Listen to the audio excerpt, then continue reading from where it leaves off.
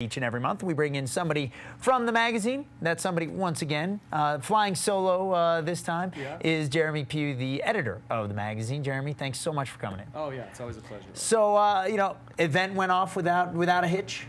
Yeah, it was fantastic. We had it February 17th at the Utah Museum of Fine Arts. Everybody showed up. We presented the awards in more of an Oscar-style format. Years past, we had kind of a banquet, a rubber chicken kind of banquet. And I was saying, it's tough to be the caterer for this event. Right, yeah. Although our caterer, Cuisine Unlimited, did a fantastic job. And all the chefs really complimented Maxine, who owns Cuisine Unlimited, about it. Maybe next time you'll do a potluck. Yeah, well, everybody has to provide one dish for hot dish. for 100 people. Casseroles, whatnot, and make it real homey. See who can make the best funeral potatoes. Just get a big bucket of jungle juice for everybody to take of. The chefs came really from far and wide.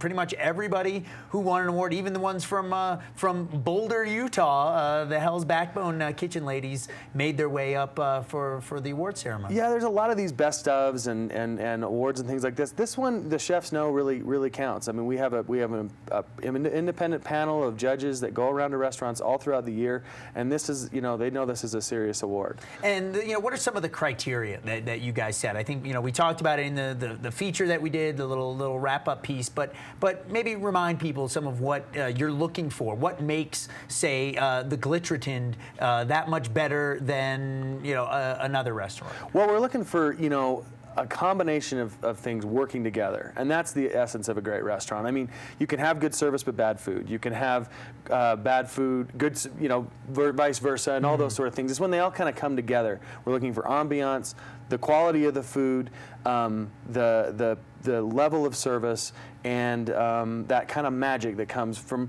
what really makes a great meal. And that great meal could be at Moochie's for a Philly cheesesteak sandwich, or it could be at the Glittertind for a fine meal from Zane Holmquist. Also love it. Now, one thing somebody else pointed out at the awards, there were a lot of Italian restaurants featured, a couple of pizza joints, and then of course the Hall of Fame winner, as well as the double award winner. Talk a little bit about why Italian is so strong here. Well, we just have I think it's the pizza is what really brings up our numbers in Italian, because we've had these two great new pizza restaurants open, Pizzeria Trattoria up in Ogden, and then Pizzeria 712 down in Orem, and those both took best restaurants in their respective kind of areas of the state.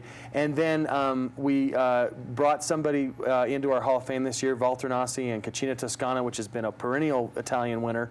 And then this year we honored Fresco, which is this great little hole-in-the-wall restaurant, hole-in-the-wall, it's a beautiful little nook, in Sugar House. And we figured, well, how could you be the best Italian and not be the best restaurant in Salt Lake City as well? So, you can't have both. You got to get both of them. So. And are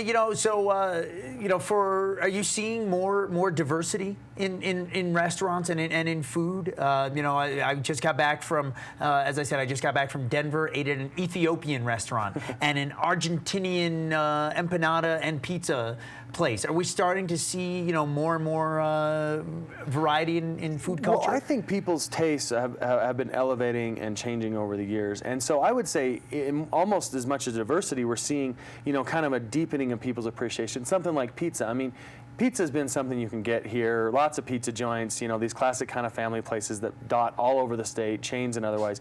But there's been a level of the types of pizza. People have traveled and tasted true Napoli's pizza. They don't want, or true New York pizza. Really want that, and so their appreciation of that has grown. And I think that the food community has responded in providing those experiences.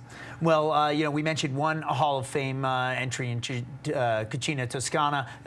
I'll let you tell folks who were the other Hall of Famers. Well, our other Hall of Fame entry, it was Log Haven, which is that gorgeous restaurant on Mill Creek Canyon. I mean, it is the quintessential Utah restaurant for ambiance. This is where you bring your out-of-town guests when you want to have like a Utah dining. It's up in the canyons. There's waterfalls.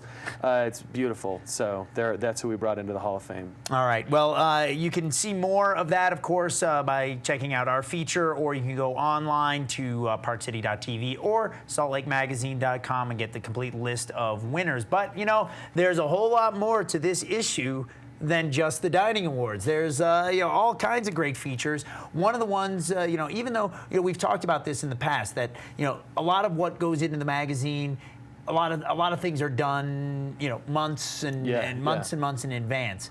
But you said, very timely feature on being frugal and still being stylish and fashionable. Yeah, and we really kind of swapped this in at the last minute because it's on people's mind.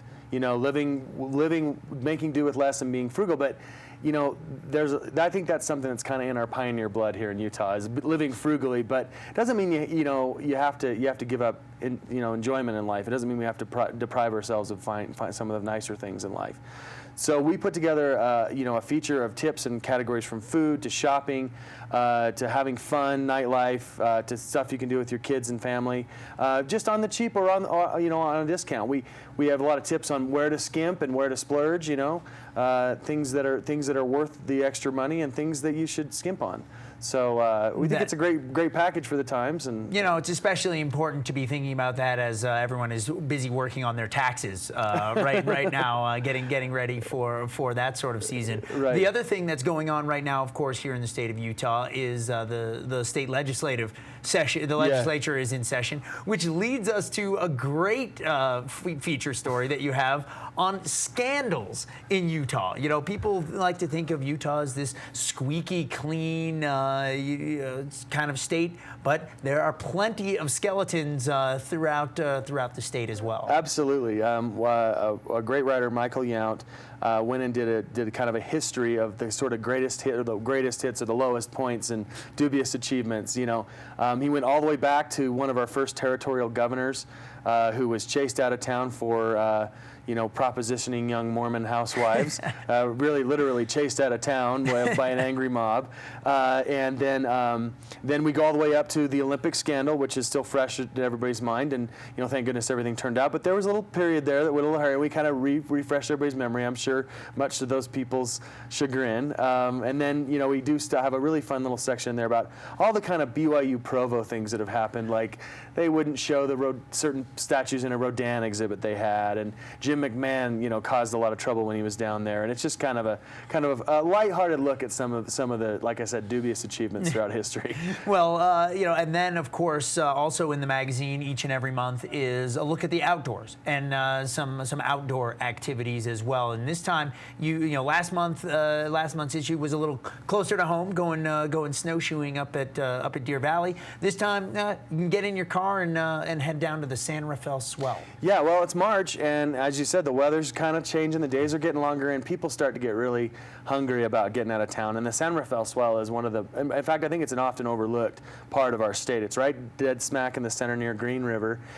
People are always blasting through to Moab, and whatnot, but they call it the Little Grand Canyon, and it's filled with, these expansive slot canyons, and there's an area in there called the Maze, if that gives you an idea. And it's also filled, I went down in college with a professor, and it's filled with some of the best pectoglyphs and pictograms in the state. I mean, this professor I went with had made a career out of going down there and photographing. Good idea to go with a professor who's been there multiple times so that you do not get lost in the maze, right. Especially during flash flood season. Yeah, which there's some hazards, coming upon. But it's a beautiful place. So we've got a guide to go down there, get away, where to camp, what to bring, and some areas to explore. All right, Jeremy, if people do want to go to the magazine online, where do they go?